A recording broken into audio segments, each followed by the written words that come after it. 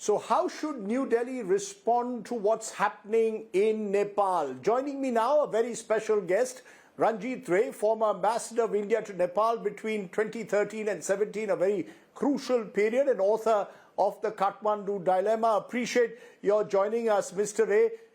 How should India respond? Should India have a hands-off approach to what happens in Nepal, or is it simply impossible, given our strong relationship with Nepal, for India to really keep its hands off what's happening at the moment in Nepal?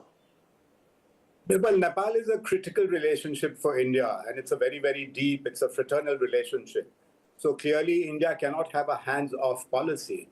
And historically, India has always supported popular aspirations, people's aspirations for whatever system they want. And I think India's policy should remain the same. And we should really support whatever new dispensation is going to emerge out of all this chaos. Some steps are already being taken, and I'm sure the government of India is also closely monitoring and is also in touch with all the political forces in Nepal.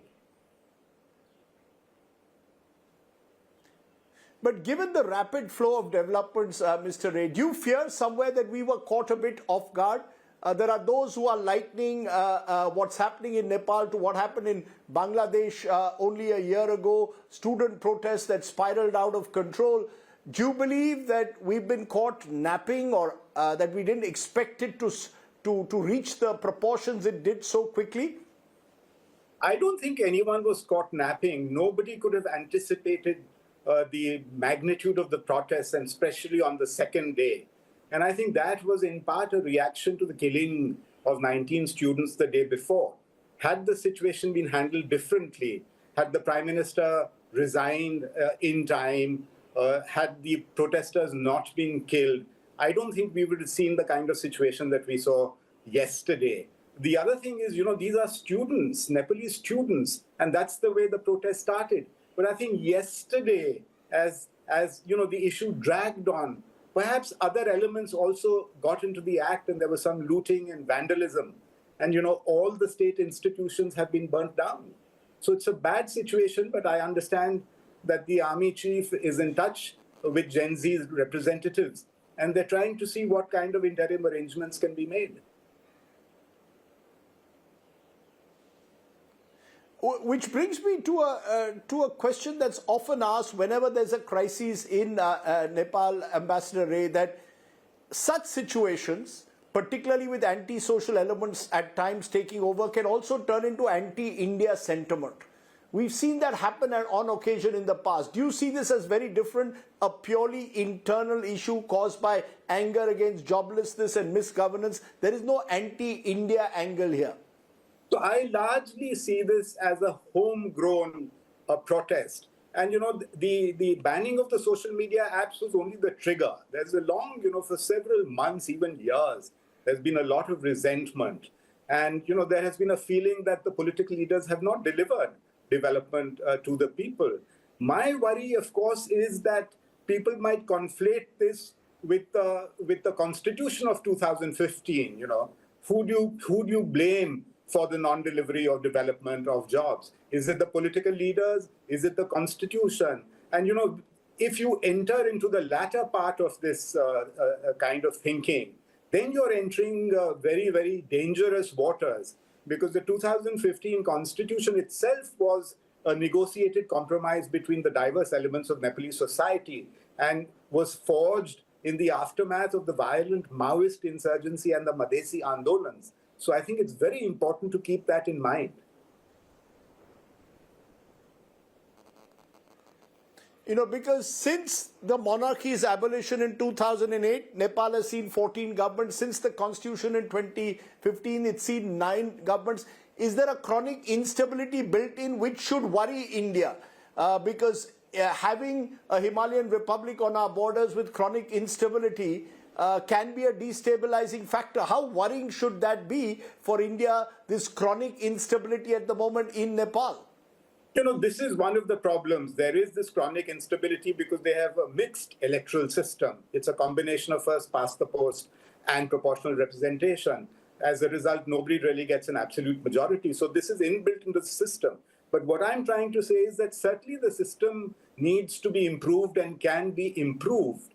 But the question is whether you work with the present system or you jettison the system and come up with something different. And if it's the latter case, then I think we're heading or looking at very different scenarios. So what should India's role then be? Can India play a stabilizing role, or will any role played by India be seen in the present environment as interference in Nepal's internal politics? No, I don't think so. I think the situation is far too serious within Nepal. It's in India's interest to have stability in Nepal. It's in India's interest to work with whichever dispensation arises. It's in India's interest to support stabilization in Nepal. We have very good relations with the Nepalese army. We have across-the-board contacts with Nepalese political forces, and I'm sure we are engaged with each of them. So I think India's role right now should be a supporter to what the people of Nepal want. How easy is that, though? You were, of course, in Nepal. I recall during the blockade that took place, it became very contentious, controversial at times, the informal blockade or unofficial blockade at the time.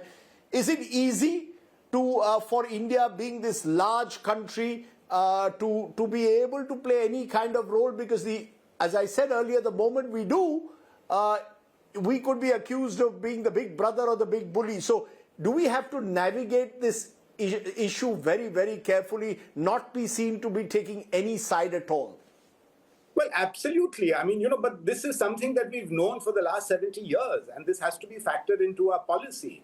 So there's no doubt about it. And, this is a fact of life. We have to live with this.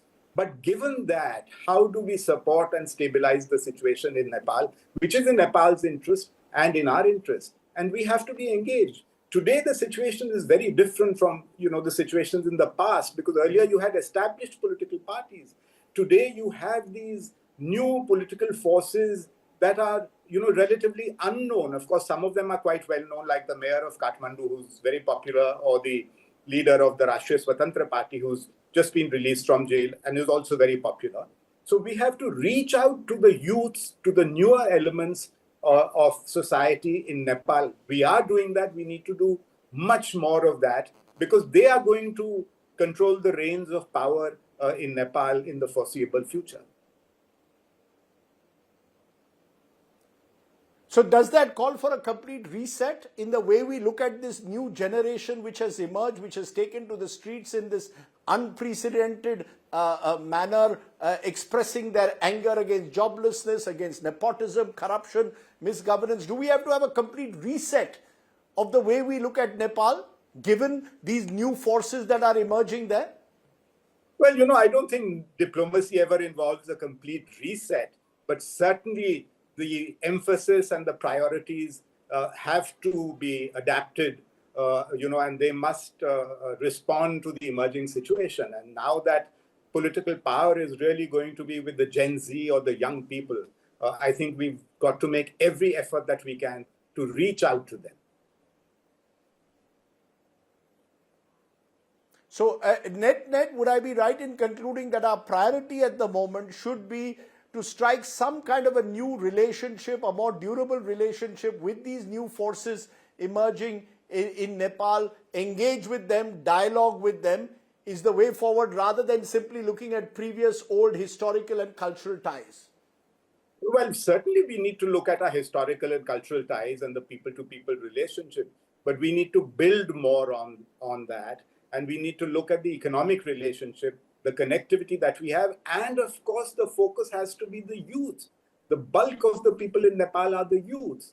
And in the past, perhaps they did not directly control the levers of power, but today, they're in the process of achieving that. So clearly the focus has to remain on what we've been doing, but new dimensions have to be added to our diplomacy in a very, very focused and significant way.